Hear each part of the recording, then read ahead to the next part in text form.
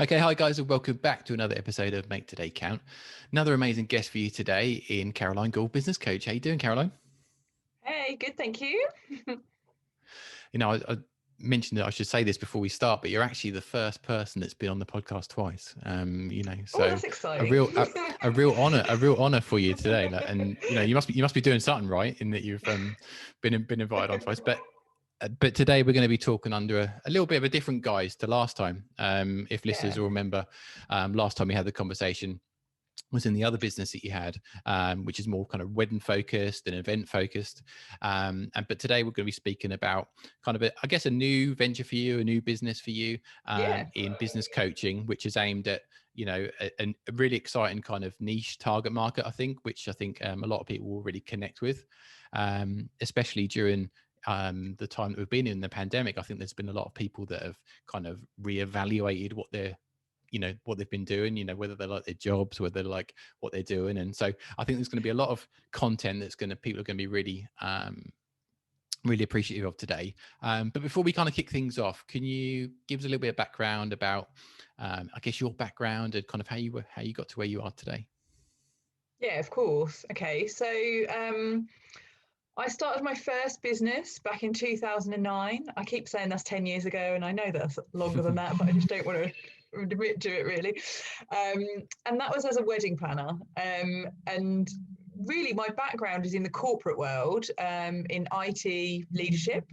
And redundancy led me to kind of making some decisions, I guess, as to what I wanted to do going forward. And I really kind of grabbed redundancy as an opportunity to do something completely different, which Yeah. is when I decided, okay, I'm going to go into wedding planning and try something different. So I set up my wedding planning business whilst I was on maternity leave, having my first child. So looking back, probably not the best timing, but it worked for me.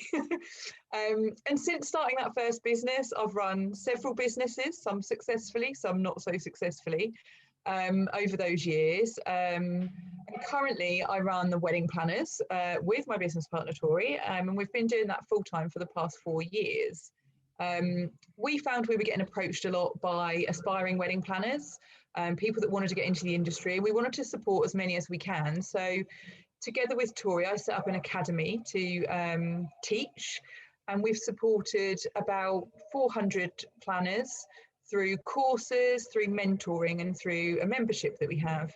And what I found through doing that is that I've got a real passion for helping people, and for helping people get into business as well. And I thought actually there's potentially a bit of a gap for that, and for people who are mums and who also want to be business women, because we're not always told that it's okay to do both, and it is okay to do both and to be both. You can be a mum and a business owner. So that's where Caroline Gould coaching came from, really, is that the kind of driver to support people getting into business, the kind of over 10 years now experience that I've got in business myself. I've made a lot of mistakes in that time. I've had a lot of success in that time as well. So I've got a lot to share, and I think I can really support people. And, I'm a mum in business, so I know what it's like. Yeah. You speak there about that kind of niche that the clients you work with, those kind of mums in business. Have you, through conversations you've had maybe recently, have you found there's been more, women that have maybe reevaluated what they've been doing over lockdown, kind of looking at the jobs they do and maybe kind of want to branch out in different directions? Yeah, definitely. And I think homeschooling has taught us, I think, that we also need time for us. That's Mm. really important. I think just the whole of lockdown, we is something we were not prepared for, is to be stuck in our houses with those and seeing those same people every single day.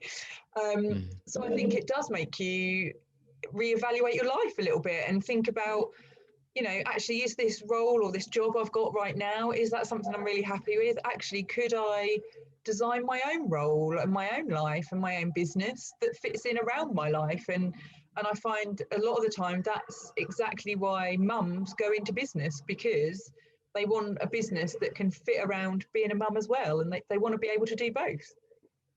And what do you think, I can imagine with, with the mums that you work with, and you know, the other factors is, you know, now we've got, you know, the pandemic and looking after kids and that kind of things. Is there kind of some kind of reluctancy sometimes because there's just so much going on? My guess, and from my own experience from people close to me, is that, you know, sometimes when you're in that position where you've got so much going on, trying to juggle all those balls in the air at the same time, there's often kind of reluctance to kind of get going with some of this stuff. Have you found that? Definitely, and in myself as well. You know, I set up my business when I was on maternity leave because I thought I'd have more time. I mean, Mm. that was my first baby. I should point that out. I don't think I'd have done that a second time around. But you know, I think it is hard because there are things. It makes it very easy to procrastinate because kids need dinner at the end of the day, and actually that's something that you need to do at that time. So actually, why should your business come first? But I think what it is about designing your life and your days to make sure that there's something for everybody in there. So I'm interested in kind of, you know, when people come to you, you know, and they kind of identify that they need some help with some of this stuff.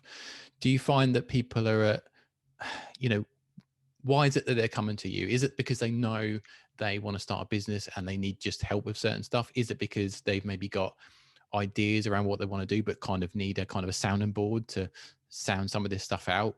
You know, in general, why do people come to you? Do you find, for help with their business? It's usually at those very early stages. So it is often, sometimes they've just got an idea and they kind of want some support to work out, well, how do I make this a reality? How can I actually do this? And sometimes it's, you know, well, I've made a bit of a start, but now, you know, I've got a website, I've got some social media, but how do I actually get clients in this thing that I want to do? And, you know, so it's definitely those early stages. And then it's also that kind of making it a balanced juggle as opposed to a struggle with business and life. Yeah. So, I mean, the conversation that I wanted to have today was around kind of goal setting, because I think a lot of people listening to this, you know, if they've kind of in those early stages and they maybe they know they want to do something, and they can kind of see it, you know, they can see the business or the passion that they want to you start running with. But sometimes the hardest thing is just to get going. And not always just to get going, but then also to make sure that where you're going to go to is the place that you want to go to. I think, you know, a lot of people, when they have an idea around something they want to do, regards to a business, often what happens is they have all these fantastic ideas and they try and run in all different directions. And I think we both know that that usually ends up in disaster because you just end up getting nowhere. So when we speak about goals, just to strip it all back, from your point of view, when you're kind of working with clients, what do you deem a goal in kind of business terms? Because I guess it's not always the same for everyone. Absolutely, yeah. And I think goals are personal as well to people. So everyone will view them differently. Some things will be way more important to some people than they are to others. So it's kind of whatever is important to you is what's important. You know, aspirations for your business might be different to someone else's. And success might look different to some people than other people. But I think if you don't have a goal, you don't know what that success looks like. So how will you know when you get there? Yeah, it's and it's not just kind of knowing where to go. It's just making sure that, I guess, the goals that you're going to be setting are going to be worthwhile. And I'm guessing that you know, in those early conversations when you're discussing someone's goals of someone, I guess there's the opportunity there to maybe it's you know, that I guess when you're thinking about setting goals, what is a successful goal? Because I can think of lots of goals, but how do I kind of quantify that when maybe we've got them all on paper and we're thinking about what to do in which order? What is kind of a successful goal to you? I would say it's kind of a written plan to help you achieve your dreams. That's what I would say. And I always say to clients, dream big. Like, actually, why can't you have that designer handbag that you really want? You know, don't discount things because you think it's not achievable right now, because actually your goal is something you're striving for, you know, and some of your goals will be things that you can achieve in a week. Some will be a month, some will be a year, some will be 5 years. And I think it's important to have goals at all of those levels as well, you know. Yeah, that's really interesting, because, you know, some of those things you just mentioned don't necessarily always come to mind as what we should be doing. But from what I'm hearing, what you're saying is that, you know, we should kind of reward ourselves in those ways as when we reach these goals as well, which I think sometimes it sometimes gets left behind. I think often we maybe set a goal, maybe we achieve it, and then we just move on to the next one. And I think which when is you're a bit ambitious as well, it's really hard, because you're like, right, I've done that, what's next? And it's really hard that you want to just keep moving and keep driving forward, but it's really important to kind of take a step back and review as well. Yeah, no, definitely. A lot of us know that, you know, to achieve anything, we've got to have certain goals in different areas. But I think for many people, especially maybe when they're starting out and maybe they haven't had experience in doing this stuff before, they all know that what they need to do, but they often kind of procrastinate around some of this stuff, maybe thinking that they can just sort of, you know, waltz along and do lots of different things in different places, and with the hope that, you know, the success will come, I guess, off the back of it. Why is it that people do this, do you think? You know, why do we do this? Is it because there's kind of fear around it, or what have you seen when you've been working with people? I think there's definitely a fear. There's perhaps a lack of confidence as well. I think sometimes, you know, you might write down a goal and think, actually, I'd really love to get an interview on a particular radio station, for example.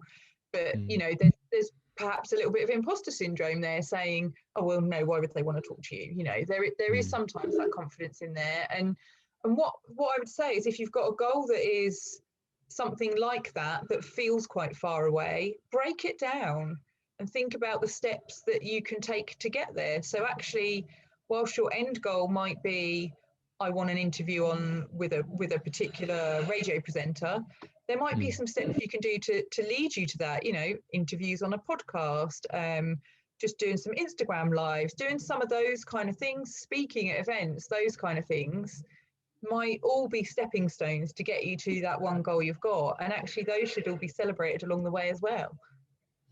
I think we have to remember as well that, you know, anything that we haven't done before is going to seem quite daunting as well, you know, when we first set out. And it's only with kind of doing the stuff, as you know, that, you know, it gets easier and easier. You know, I think back to when we started doing these conversations on the podcast, you know, that I think I had the idea that I wanted to do one for goodness knows how long. And only got to the point where I sort of looked at the calendar and thought, well, where are we with it? You know, the months and months have gone. And you sort of look back and, you know, I guess what you don't want to do is you don't look back and thought, what if I'd have done that? Or maybe you've got an idea and then you see someone else that's running forward with that idea. It's just about getting started, isn't it? And talking about getting started, you know, in your kind of experience, what's kind of the best place to start with some of this stuff? You know, so when you're working with someone, just walk us through kind of what those kind of early stages, those early conversations would kind of look like. So we always start with dream big. That's kind of the thing we start with. So we'll start by thinking, okay, so, you know, what are your reasons behind wanting to create a business? What is it you want? Is it lifestyle? Is it money? Is it something you're really passionate about? What are those kind of reasons behind it? And what do you want from it? Because success tends to follow passion. So the things that you're most passionate about are probably the things you're going to be more successful at. And I think we learn this at school, really, like the subjects that you liked are probably the ones you got the best grades in because you were passionate about them. So I think when you're starting to set goals is to kind of dream big. Start with that kind of thing that actually right now might feel unachievable, but actually, why can't you achieve that? There's no one telling you can't do it. So start with that kind of what might feel like a stretch, but break it down into manageable chunks. How can you get there? That goal might be 10 years away, but what could you do in the next year to get you a year closer to it? I think that's a really good point you mentioned there about kind of thinking about what you actually enjoy. I can imagine that there's people maybe listening to this that have maybe got maybe they work for a company at the moment and they know they want to do something on their own, be their own boss, or but then the immediate reaction is to think about, right, I need to be doing what I'm doing at the company but on my own. Yeah. And they may be in the situation where they don't actually like doing that role, that job. It's easy, isn't it, to go to kind of think only about what we're doing at the moment rather than actually what we would love to do. And if people are listening to that, how do we kind of manage those kind of thoughts? Because it must be quite conflicting where you sort of think, well, I'd really love to do this thing, but I've done this thing for the past 10 years. I'm really good at it. And it really takes quite a leap, doesn't it, to jump over on the other side?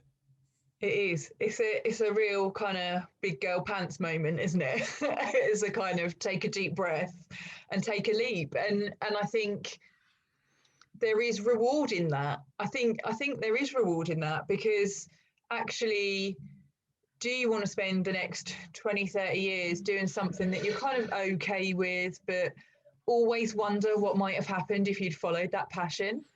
Actually, why don't you spend 6 months focusing on that passion and thinking about, okay, what could I do? How could I get there? How can I make this my life? I think all of us I feel quite lucky that actually the job that I do doesn't feel like work, because I'm doing something that I love. So I feel quite lucky to be in that position. And actually, had I not been made redundant, I would probably still be working in the corporate world. I think, I may not have taken that leap. So it was that kind of pushed me to do what I really wanted to do.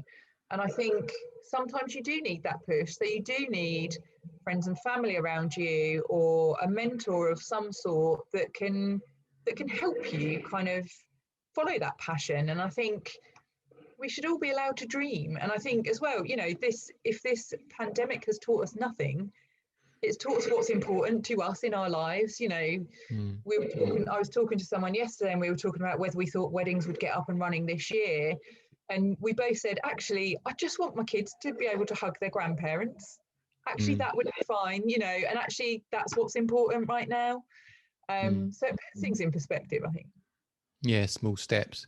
And it's interesting what you said there as well, because I think, when we speak about maybe not setting the goals we want, maybe want to move in that direction like I've just spoken about, and then thinking about, have I done this for the past 10 years? What I've found is that if you take a step back and look at the role that you're doing at the moment and breaking that down into your day or your week and what you actually perform in those days, you'll see there's a ton of transferable skill that will be so beneficial for the other role. I think we just think about it as this role has got a name on it and this role's got a name on it. So for example, maybe you work in accounts at a large business, and you want to be, I don't know, a photographer or something like that. And, in the role that you're doing in the accounts, maybe you're setting up client meetings, you're sending out letters and emails, you're dealing with all levels of different staffing, you're doing all these different things which are transferable because they're all the things that this person does over here as well. We know ourselves sometimes that, especially around photography, 80% of that is not actually taking photos, it's doing all the other stuff. So Absolutely. all these things to consider around that. So if maybe we've had a bit of a brain dump and we've got this piece of paper and it's got tons of goals on here that we want to achieve, how do we kind of put them in order? How do we decide what to kind of work on first?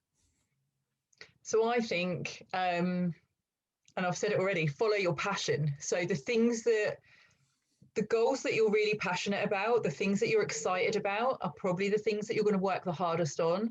So definitely start with those. And also, they will feel easy.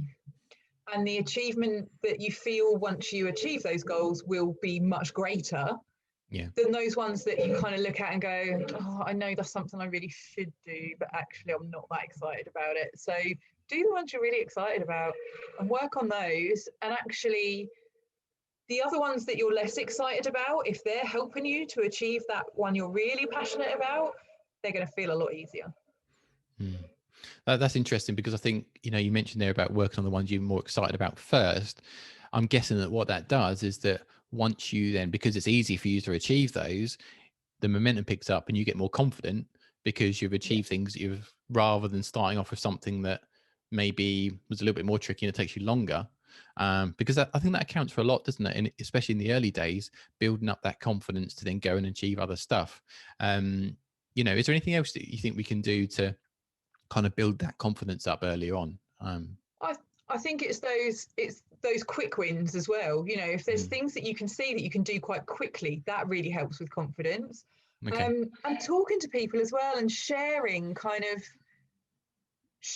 with others what your goals are, and getting support as well.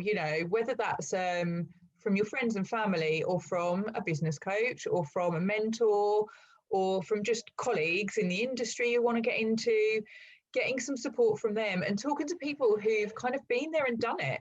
If there's a particular industry you want to get into that you're passionate about, but that you haven't worked in before, talk to the people that are there doing it and learn from Mm. them, because they've been where you are. And definitely, I think, connecting with other people that are like-minded or in the same niches you want to be in, can work wonders. And I think that's especially beneficial, I think, when we're in that situation where we want to swap roles or we want to go Mm, into something else. And maybe, you know, in some cases, the people that are around us aren't always as supportive as what we'd like them to be. Um, and sometimes that comes from a lot of reasons. Maybe it's fear around you changing or you being different to what you were yep. before. Maybe there's friends around you that maybe are kind of living the life that you were before, when you just spend years and years doing a similar thing, and they feel that because they haven't yet pushed themselves to be in that same position, there may be a bit of resentment there. So would you agree that it's important to surround yourself with people that kind of see your goal as important it is to you? Definitely, absolutely. And you are the sum of the five people you spend the most time with, I Mm, think, aren't you? So yeah, having people around you that can really support you is really important. And sometimes that's not your wife or husband, and that's mm, okay, because they will support you in a different way. You don't, mm, when I first set up my wedding business, my husband, I could tell, was very much, I really want to support you, but I'm not really interested in hearing about mm. dresses and flowers and all that. And Yeah, that's okay, because actually he's supporting in a different way. So he's yeah. getting the kids dinner sorted, and doing bedtime when I've got an evening meeting with a client. There's different ways that your partner can support you. It doesn't always have to be with them being as passionate about the business as you are, because Mm. that might not be helpful either. And um, I think People you're around you is really key. yeah, and I think you're understanding how you just described that, and how comfortable you were with that situation was because you surrounded yourself with other people. Yeah. So you were supported in a different way Yeah, in that direction. Yes, that's super important. Um, okay, definitely. so we got these goals. Maybe we got them in order, in how we want to kind of attack them. When we're setting goals, is it a case of just kind of bullet pointing stuff? Is it a case of, writing everything that's in our head down? What do you kind of suggest for kind of how much detail they should be in when we're kind of setting these? I would say you can't have too much detail. I think, a really well thought out goal, and a really well thought out kind of steps to take to get to that goal is really key. And that's going to give you so much more chance of achieving that goal, because you know all of the steps you've got to take. It might be, one of your goals might be to get a client at a particular level of some sort. So actually, there might be a lot of other clients that you need to work with before you get to that one client. Your first step in that whole journey might be, I need a website. It could be starting with the very basics and building up to that goal. Sometimes you can write down a goal and think, that's way too scary, I'm never going to get to that. But that's why you've got to break them down. And I think the more small steps you've got to get to that big goal, the more chance you've got of getting there. And it just might take you a little bit longer, as you say, to get there. But I think Yeah, there's more chance in you actually smashing those later on, definitely. if you'll take them step by step. Um, and you touched upon this before, but I think it's important to go over again, in that, you know, I think sometimes when we're a bit apprehensive, maybe in the early stages, the choices there to maybe make our goals a bit more conservative than maybe we should. Maybe, we know we want to be here, but we sort of aim here. You spoke in the beginning about, one of your main kind of points around your ethos was, to dream big and to dream. So I'm preempting what I think your answer is going to be around this, but can you just go over that again and why you think it's important to aim higher than maybe you initially thought you should? Yeah, I think so. The reason we start a business and the reason we're setting goals usually is because we want to be somewhere where we're not right now. So this is my favorite phrase ever. Nothing changes if nothing changes. So if you want to get to somewhere where you've never been before, you've got to do something you've never done before. So dreaming big is really key. And I would say you've got to push yourself. Your goals should make you feel a little bit sick, I think, because I feel like that, that it's going to push you. And actually, if they were really easy to achieve, you're doing them anyway. You probably don't need them as a goal.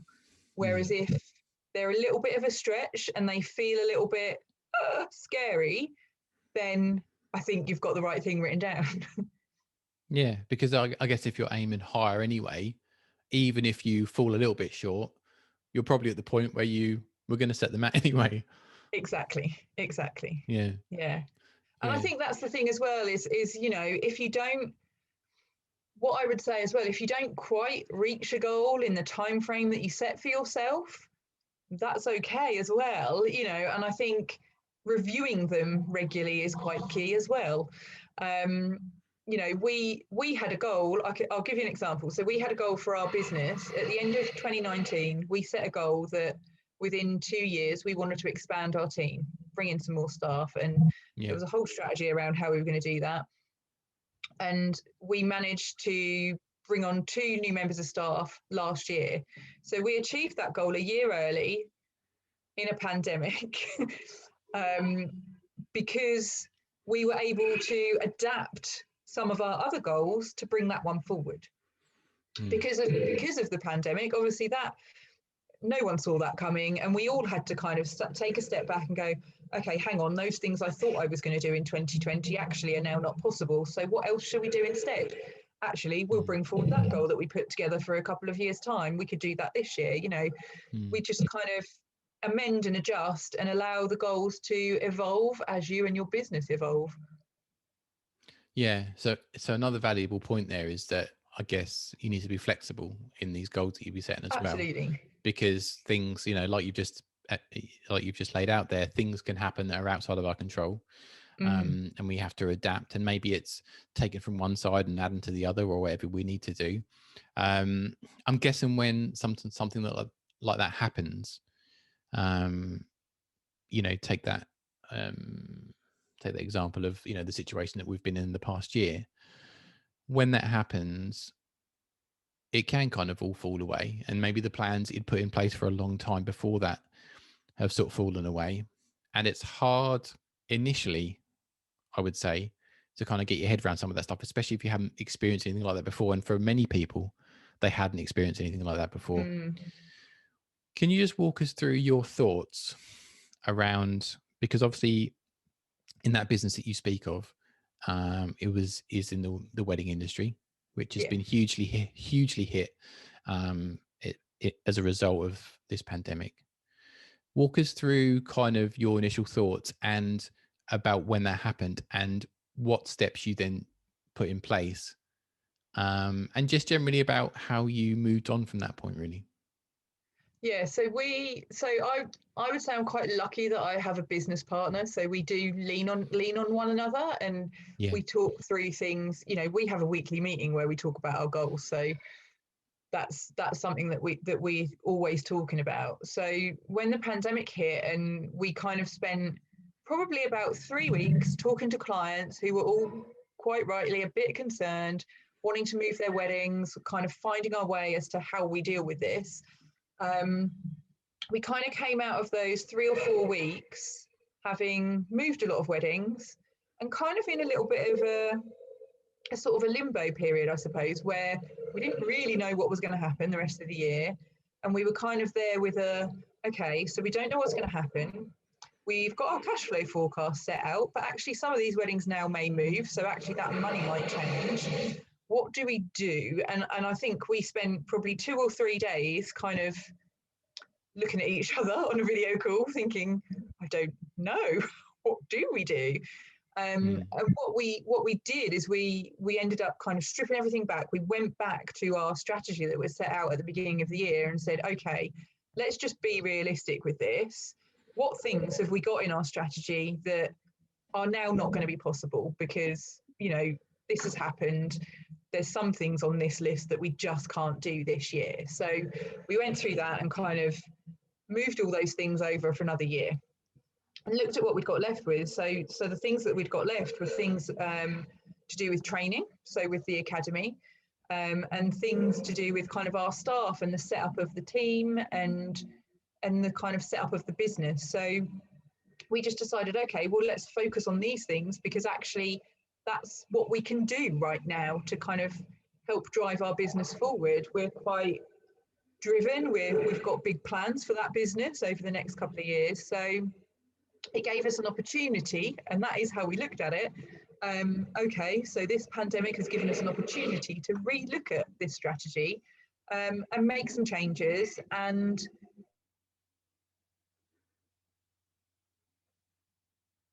evolve our business a different way. Yeah. So there's a few things that come to mind there. Things that I'm hearing. First one is to, as I said before, keep people around you that you can check in with and speak to. Find someone that can hold you accountable, which is especially beneficial during times like that when there's challenges. Yeah. And just don't give yourself a hard time, I'm guessing, as well. That's probably one of the most important things, because like that situation, it was something that none of us had a control around. It was completely out of our control. Sometimes I guess when we set goals and there are some things that we can change and we can adapt to, but some factors we can't. But from what I was hearing from what you were saying is that you identified which the stuff you could control and which the stuff you couldn't control, and focus on the stuff that you could control. Absolutely. And then adapted that plan. Was that sounds like that was quite integral to your plan moving forward, really? Yeah, definitely. And I think we've probably looked at that strategy more in the last year than perhaps we ever have, because we've had to review and make changes. And I think that's quite key, really. When you write your goals at the end of the year, we sat at the end of 2019 and set out all of our goals for 2020. And, within a couple of months, that all had to change. But I think because we go into it with I think you just have to keep open-minded and say, okay, well, there's a lot of things here that I can't control.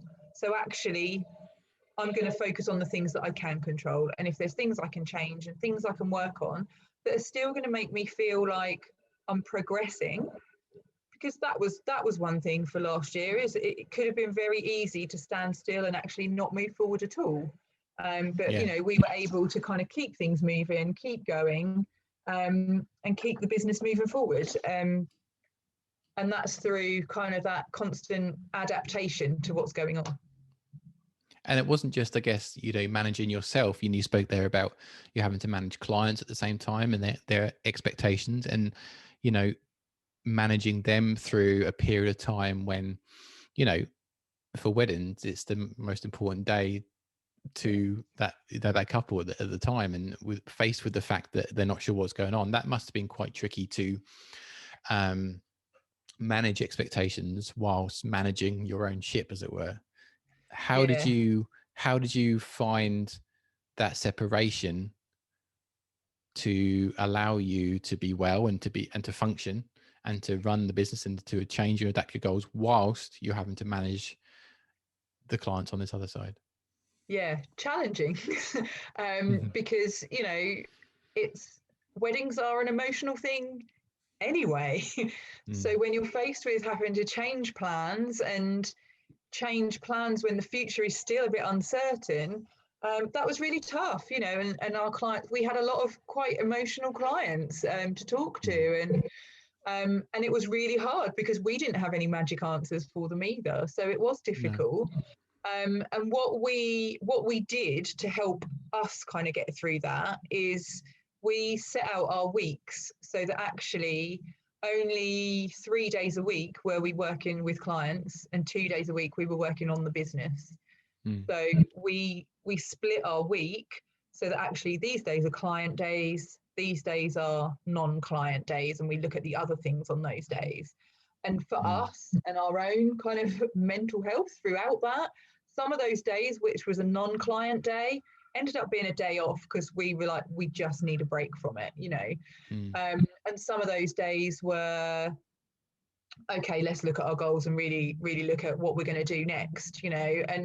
But we needed that separation because it's a lot. It's a lot when you take on, when you're working with clients like in that particular situation as well, where they're faced with changes to their wedding. They're also facing changes to their own work and life and everything as well. So it's really tough times. It still is. We're Mm. still, the future is still a little uncertain in terms of weddings, but we're hoping for a bit more good news next week, let's say. Mm. I'm curious, just before we move on, to get your Mm. thoughts around how you think you would have acted or moved forward in your business had you not had someone there to work alongside, had you not had Tori there to work alongside. Because I think for many people, especially when they're starting off in business and maybe they come across these challenges, um, one of the best things we can do is have a sounding board, and if they don't have that initially, it can be quite challenging. So just to kind of bolster the reasons why you should be surrounding yourself with people, especially early on as well, how do you think it might have been a little bit different for you throughout that time had you not had Tori on hand to kind of keep you accountable, help you manage the work, help you manage adjusting your goals, and just kind of being there for you, I guess? I think it would have been totally different. It really would, because, you know, we were chatting to each other every day. So Mm. usually if one of us was having a bad day, the other one can help bring them out of it, and vice versa. Whereas if you're on your own, it's really tough. And actually, Tori and I have both had businesses separately, but they were never as successful as we have been since we've worked together. So Mm. there is real value in having that. As a business, the two of us, we have a business coach as well that we work with. We have other people around us. It's not just the two of us. We have Yeah. other people in our network that support us as well as a business, and, you know, other people in the industry that we can talk to as well. And I think that is really key, is having, you know, it doesn't have to be your friends and family. It can be a colleague in the industry. It can be a business coach. It can be a mentor. It could be a business partner. But having a few people that you can talk to, I think as well, to get different points of view as well. Everyone will look at your business differently, and no one will look at your business in the way that you look at your business. So I Mm. think it is really key to have different pairs of eyes on it. Yeah, definitely. I think sometimes we can be so far in working on the business sometimes that we just don't see sometimes glaringly obvious things that we just Definitely. wouldn't notice because we're just so far in it. Yeah. And that's one of the benefits of working with a coach and with goals, because, you know, the goals which you're setting may have things that just the tiniest of tweaks might just send you off in a different direction. It might be more fruitful for you. So let's go back to kind of some of the more formalities, I guess, of setting these goals. Now, with the rise of kind of technology and software, there's every time you turn on your phone, there's an advert for another app that's going to change the way in which you set goals or run your business or do these lot of things. And because they're targeted and bits and pieces like that, that can be very tempting. And by the end of the year, you look back on your phone, you've spent, you know, hundreds of pounds on iTunes because you've just taken advantage of these apps, but you haven't really used them, maybe, or maybe you have, and maybe that's been beneficial. From your experience, would you what where do we start? You know, is it best to just get a pen and paper and use that? What have you found when you've been working with clients? I would say there's three things I use. There's a pen and paper, a spreadsheet, Mm, and Pinterest. Are probably the things I mm. use for goal setting. So walk us through each of those and Yeah, break it down okay. for So us. Pinterest is more for your kind of bigger goals. So life goals, I would say. So my Pinterest board, my goals Pinterest board has things like that designer handbag that I'd really like to buy one day. It's got a holiday I want to take my family on. It's got a restaurant I'd really love to eat in. It's got some of those kind of big lifestyle goals. So we're Um, almost talking like an online vision board, if that makes. yeah, absolutely. Although I have it printed out on my desk. Okay. And then I think a spreadsheet can be really key to track those goals as well. Because you can start off with your high level goals on a spreadsheet and you can Mm, split that out into some of those stepping stones that are going to get you there to that goal. I would say as well, what's one thing that's really important is to keep goals visual. So keep it on the office wall. Put it on the wall. Put those kind of top three goals you've got, whether they are your top three things in life that you're one day I'm going to buy a boat or whatever it may be. But also have those like what are your top three goals for this month? Have those on the wall as well, so that you've got a constant reminder. And how satisfying is it that when you get to the end of the month, there's a big tick next to all of them? mm. Yeah. And you know, once we've done this, I guess, how often should we kind of be going back to these and kind of tracking them or reviewing them? Is it a case of daily, monthly? What do you suggest? Regularly, definitely. Mm, I would say doing kind of an annual goals review is probably quite healthy to kind of review every year. But some of yeah. the big goals, and I would say kind of check in quarterly to see where you are, because it's nice to kind of be able to track your progress. And you might think, oh, actually, in the last 3 months, I didn't really do anything that was going to help me get towards that one big goal. And Mm, it will help you say, okay, so the next quarter, I'm going to try and do one thing that will help me get get me a step further in the right direction. Um, yeah. at kind of weekly, monthly. I mean, we in our business we have a meeting on a Monday morning where we look at goals, and usually it's Mm, the goals for that week, and then each okay. month for each month, But what will also form part of that is a review of as well of actually last week was fantastic. We did this. We brought in a few new clients. We cash flow's looking really good. All of those kind of things. We'll talk about those things as well. And Mm, I think what I would say as well, it's really important to not just think about business goals, but think about personal goals as well. So it might be that actually next month, the only goal I've got next month is to read two of the business books that have been on my shelf for a month, for a year that I haven't read or whatever. yeah. Um, or it might be, okay, I want to do some sort of workout 3 or 4 days every week this month. It's those goals as well. And it's not, it's the business goals are important, but looking after yourself is really, really important as well, especially if you are working on your own. Mm. Now, because I know you quite well, I know that you love a spreadsheet, I do. and and you know that falls down to what you do and your personality and what you thrive on. Now, there's going to be lots of people listening to this thinking, well, the thought of spreadsheets and notes here and other things here, you know, to give me an example. So I I'm not necessarily drawn to a lot of those things Yeah. because for whatever reason, maybe it's because, you know, with work that I do in photography or whatever, it's more of a doing kind of creative type thing. Yeah. And it's not so much the more organizational elements around those.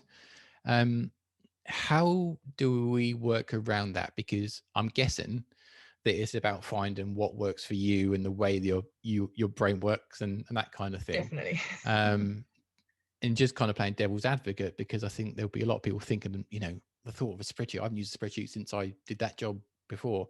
How do you kind of walk people through that so it's not so overwhelming?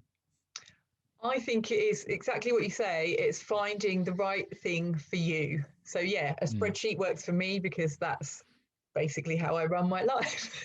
But it's not going to be right for everybody.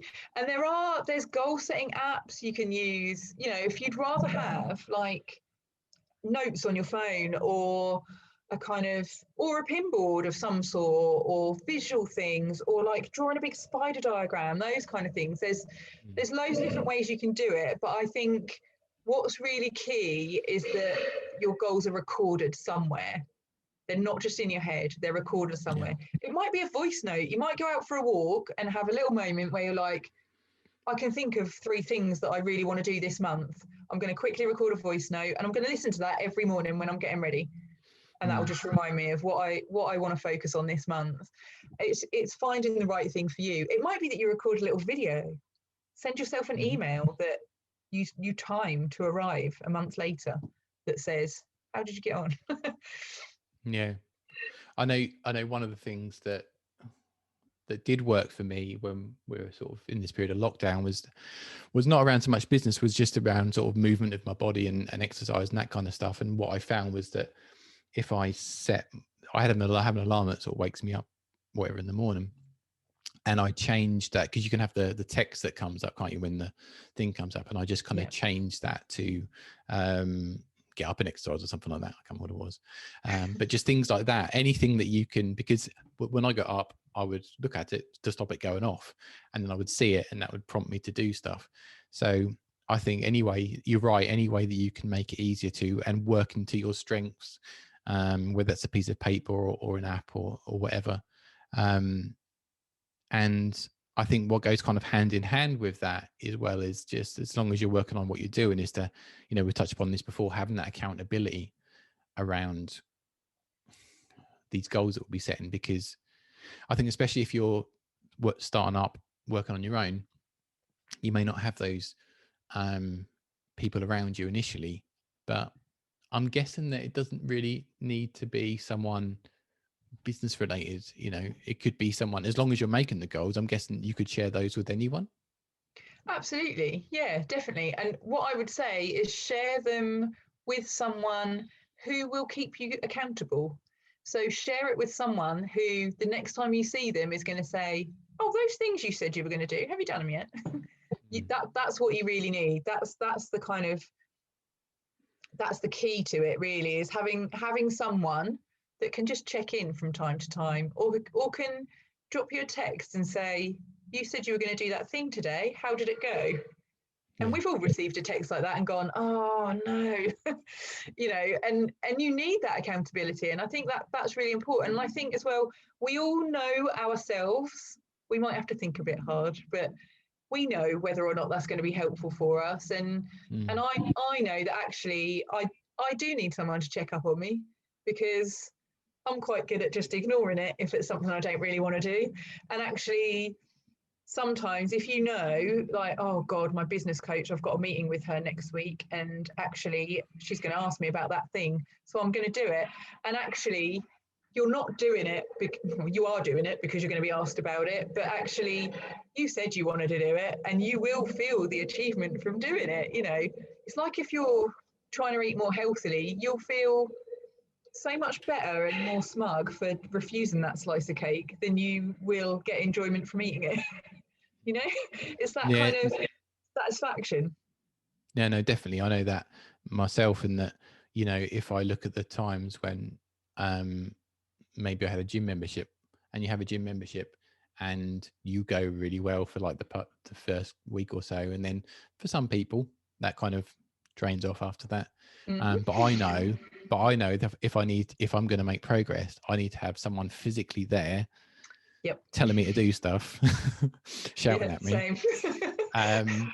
And if I'm there, because I'm accountable that I've got to turn up on time for the class, I know there's an investment in there, because I'm in that class. I've paid to do that class as well, so there's I've invested in that. So there's lots of factors that point them in the direction where you really should do this stuff. And someone else to mention as well is another way I've found that works for me is to have kind of social accountability. So, you know, we all have these platforms now where we, you know, share our business and all the other bits. But another way to do it is to shout it from the rooftops in that respect. You know, if you wanted to do something by this time next year, say you're going to do it for this time next year. Definitely. My hunch is that if you know other people know you've made that decision, your own kind of brain and your own psychology will push you a lot harder Definitely. than if you hadn't. Have you come across that in your own? Yeah, definitely. I think there is huge benefit in sharing your goal, and actually, if it, and I said this earlier, if it makes you feel a bit sick, the thought of even sharing it with someone, it's probably the right goal. So actually sharing it with someone, and even saying to like your best friend, can you just, in a month's time, can you just ask me this question about this thing I'm working on? You know, can you just ask me this question? They're your best friend. They're going to do that for you. You know, and it's just getting that kind of check-in from time to time as well, and like you say, making it public makes a big difference. So having goals somewhere visual, like you say, like on an alarm or on a voice note or even on a post-it note that sits on your desk, you know, those kind of things is just a constant reminder. And I think when you keep seeing it, it becomes real. It just becomes real. It's like, oh yeah, that's that thing I'm going to do, rather than that's that thing I'd really love to do. It's, oh yeah, that's what I'm working towards. You know, it becomes normal, I guess. Yeah. And we touched upon this a little bit earlier as well, but we spoke about kind of rewards and how sometimes we can hit a reward, we can hit a goal, but it almost from the outside seems as if we haven't, because we haven't kind of stopped and I guess acknowledged the fact that we've reached that goal, because we just want to move on to the next one, or we just, you know, we're conscious that we've got other goals to meet. How important do you think it is to kind of stop and evaluate what you've achieved and reward yourself? It's really important, especially when you're in a pandemic. I think it's really important because actually there are weeks, you know, right now where we go through and we think, oh God, that was, I've lost a client, you know, things didn't go well this week, but actually you need to look for the positives, and there would always be positives. You know, the sun's shining today outside, that's a really good positive for today. But getting to those kind of, when you achieve those goals, even if they are just, you know, part of those small steps that are heading towards something really big, it's still really important to celebrate those as well. And how you celebrate is entirely up to you. For you, it might be, okay, it's Friday night, I'm going to have a glass of wine. That's my celebration because I've had a really good week. It might be, okay, we're going to go out for dinner this week. Maybe not this week, but, you know, when we can. Going out for a nice family dinner or something like that. You know, it's just having those little things keep you motivated, I think, and it keeps you focused as well. You know, what you want to do is you want to be focused on those goals, but don't discount the small achievements that come along the way. Yeah, I think you're right. And sometimes when we think about rewarding ourselves, we can think it's got to be something extravagant or something mind blowing, and it hasn't, has it? You know, I think, especially in the time we're in at the moment, what it's learned is that, you know, some of the smallest things can be the most meaningful and pleasurable. And it could be just, you know, ordering a takeout from your favorite place, or like you say, a glass of wine or a bar of chocolate, or whatever's important to you. Through all of this, I'm guessing that through the people that you've worked with through the academy and elsewhere, I'm guessing you've seen people have made so much progress throughout that time. And for those people that have kind of adopted this goal setting approach and have worked hard and who you've supported, tell me about some of the kind of the main benefits you've seen in people when they sort of come out the other side of some of this stuff. I think it brings a lot of confidence. Confidence brings kind of competence, which brings confidence, which brings competence. It's a constant cycle. And you see people, they're like, wow, I did that. Maybe I could do this as well, and you see that build and build and build, which is fantastic to see. Motivation as well, because they know what they're doing, and they know that when they've done this, they've got the next step towards their goal. And it is really motivating. Every step you take, it's fantastic. And I think probably third thing I'd say is focus as well, because you've got that goal. You're very clear on where you want to go, and you know how you're going to get there as well, because you've broken it down and you've got those steps. So you can be really focused about it. Yeah. And there's going to be a lot of people listening to this and thinking, maybe I've started to work on some goals over the past kind of few months, and I'm not really getting the traction, or maybe this is something that I want to start doing going forward, and working with someone might be the route into some of this stuff. What kind of advice would you give to someone that's looking for someone to help, maybe a business coach or someone else they're looking to work with someone on pursuit of their goals? I think have a think about what you need help with. There's lots of coaches around, there's lots of people around that can mentor you and support you, and it's really important to think about what kind of thing you need. Do you need someone who's going to be really nurturing and really help you? Do you need someone who is going to give you a bit of tough love from time to time? That might be, you might need a more tough approach. And it's kind of thinking about that, and talk to people about what it is you want or what it is you think you might need. And the coaches that are out there, we can help you kind of work out what you need. And any coaches that are out there like me or any others will always kind of have a chat with you first, because actually a coaching relationship can be quite personal, so you need to get on with each other. And actually, if certainly for me, if I don't think I can help you, then I'm not going to take your money. We need to get on, and actually we need to, it's a mutual thing. It works two ways. And actually sometimes the best coaching relationships are the relationships where you say, actually, I don't think I'm the coach for you, but talk to this person. I think that's important to acknowledge that, even if you go and speak to 3-4 different people, they might not be the right person for you. And it's like anything, I think you yourself will get kind of a sort of a gut feeling, when you work with someone, because it's going to be someone that you're going to be working with a lot, and at quite close proximity. So I think it's important that you think, is this person going to push me in the right direction? But then also, am I going to be able to work with this person as well? And that's the same for any kind of service, isn't it?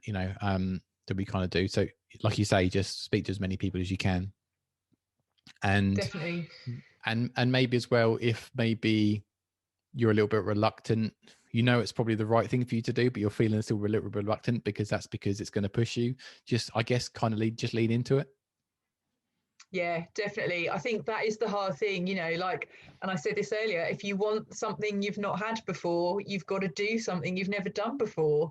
So actually, maybe, that's certainly something I've found in the past in my business, is actually hiring a business coach who, she may not have told me anything I didn't already know, but she pushed me in the right direction to get to where I needed to be.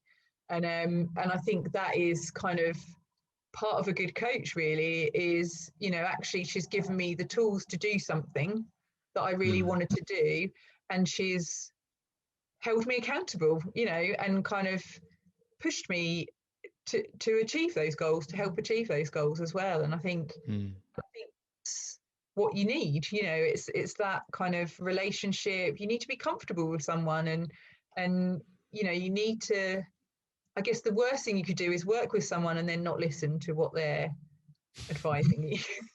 Yeah. That wouldn't be good for anyone. Yeah, no, definitely. Just to go into a bit of detail around kind of what the timeline is like for working with a coach around some of this stuff. We spoke initially, there's that initial consultation to have a chat. I'm guessing that's how you start off with any kind of relationship. Yeah. presuming that, you know, you feel you're a good fit for the person and you start to work with them, how does that kind of pan out? Is it kind of catch ups every now and then, or is it just, you know, it's different for every sort of business? It tends to be different depending on the person, because everyone needs something different. So that's part of what that consultation is for. So let's find out what we need to do, and we'll work out how we think together we can achieve that. And it might be that it's, you know, a kind of monthly one-to-one over a few months. It might be quite an intense kind of 12-week weekly kind of catch-ups sort of setup. And it's really dependent on what someone wants to achieve. You know, it's what their goals are. And whilst they might not know what they are at those very early stages, maybe that's what our first session is. And then I guess it's just kind of the relationship will just then move and change depending on the goals reached. And I'm guessing the target will then change a different direction, and then you just move into that way. I'm guessing it sounds to me like quite a flexible process. Absolutely, yeah. I think that's really important, that it needs to be flexible, and that kind of coaching relationship needs to evolve as things move forward. You know, it might be that you work together with someone for a couple of months in a really intense period, and then actually it becomes a 6-monthly catch up or something like that. It becomes a lot less frequent, or it might start off less frequent, become more intense, or it might always be a kind of monthly check-in. You know, it's kind of down to what works with their life and business, and also what they want to achieve. So, I mean, this podcast is called Make Today Count. Reason for it being is it invites people to get into conversations about topics that maybe they haven't come across before, maybe, you know, to meet people like yourself who they may not have come across before, or heard speak. And if it resonates with them and it feels like something that they want to progress with, that they just get that kind of first step, that kind of, you know, we spoke about it before, where we can have an idea, and we're all guilty of this sometimes, I think, in that we get an idea, we really want to do it, and then we just start in lots of different directions, and often what that leads to is going nowhere fast. So if someone was listening to this thinking, right, I really need to set some goals around what I'm doing, maybe I haven't done for the past 6 months, year, whatever that may be, I'm not getting any traction, I know now I've got to start to set some goals. What would be that good kind of first step that tomorrow they can just take one step in kind of that right direction? What would you say? Write it down and keep it visual. So being aware of what those goals are and kind of reminding yourself regularly of where you're headed, whether that be an alarm on your phone, a voice note, a post-it note on your desk, change the background of your phone so you see it every day. Keeping it visual, I think, is really key, and working on it every day, even if what you do to work on it that day is think about what the next step is. But working on it in some capacity every day will help you get there a lot quicker as well. I think that's important, kind of just getting it down. I think sometimes we can have all this stuff within our heads, and then we try and hold on to it, and then it either dissipates and goes away, or we just never get around to doing it. So I think, you know, as you say, I think it's a good thing to know once you've either written it down or created something visually for you to see. I think that helps a lot. Just as we close up, I know you've got lots going on with both the wedding planners and the coaching that you do at the moment. Anything coming up that is quite exciting for you at the moment? Anything you've got coming? Well, on the wedding side, we're really hoping for some good news from Boris next week to get us back on track with weddings for this year. So that's really exciting. We've got a fun year of weddings coming up. On the coaching side, I've just launched this week a new free guide, which people are very welcome to get, which is 6 secrets to getting it all done and still being a great mum. Perfect. And I can send you the link to that so that you can put it in the notes. Yeah, I'll do that, definitely. And that'll be available via the website or somewhere else? Yeah, it's through the website. So there's a bit.ly link for it, which is bit.ly/CGC secrets. Perfect. And as I say, I'll drop that in the show notes as well, so people can pick that up. Sounds like a really cool resource. And where's the best way to connect with you? Is it via the website or social media or? Social media at the moment, Instagram and Facebook is just Caroline Gould Coaching. Website is coming very soon. Perfect. So guys, if you want to connect with Caroline, maybe say thank you about all the value that she's given today, or maybe just to ask a question, I know that she won't mind a DM Absolutely. over on the socials there if you've got anything that's a burning question. I'd just like to end this up, as I do always, with gratitude. You've had the pleasure or not pleasure of knowing me for quite a while, and I'm really happy that you're pushing forward with this venture and helping people, because it really sits well with your skill set. I've spoken before about how a lot of this stuff doesn't come naturally to me, but I do know it comes naturally to you, and I'm so really happy that you're going to be able to go and help so many people out with this. So just say thank you for all you're putting into the world, and I know that you're going to help a lot of people. Yeah, thank you, Ross, as well. You're one of those 5 people in my life, so that's really helpful as well to have your support too. Perfect. So guys, I hope a lot of what we've spoken about today has resonated with you, whether you've had time over the lockdown to kind of evaluate what you're doing. Maybe you're in a position where you maybe feel that you want to do something different. Maybe you're in a position where you want to take your business in a different direction. I hope some of the conversation we've had today has kind of lit that light bulb above your head. And what we'd really love is, because, sometimes when we do these conversations, we don't hear about maybe these kind of light bulb moments that you're having, or maybe the ideas, or maybe what's happened off the back of them. So we really appreciate it if there's anything that's really resonated with you, to get in touch. And you can get in touch with Caroline over at Caroline Gould Coaching over on Instagram, or myself at Ross Dean Photo. Also, if you haven't already done so, we'd love you to subscribe to the podcast. We're available everywhere now, from Spotify to Apple Music, even on your Alexa device. Yes, you can speak into your Alexa device and ask to listen to Make Today Count with Ross Dean, and it should work. It works here in my house anyway. Maybe they just set it up for my house, I don't know. But it should work anyway. And if you haven't already done so, we'd really love to leave a review. What reviews do, obviously they're really lovely, but what reviews do is they widen the capacity to share the conversations that we've had, like today, and in turn will help a lot more people. So we'd really love you to do that. And also, if you're looking for a proactive place on the internet where you can really build your personal brand, search on Facebook for the Elevate community. We're a small but very well-formed group of people who are pushing our personal brand to new heights, supporting each other, and just making the best out of the current situation that we're in at the moment as best we can. So we'll look forward to seeing you there. But until next time, I've been Ross Dean. This has been Make Today Count, and I'll see you soon. Take care. Bye-bye.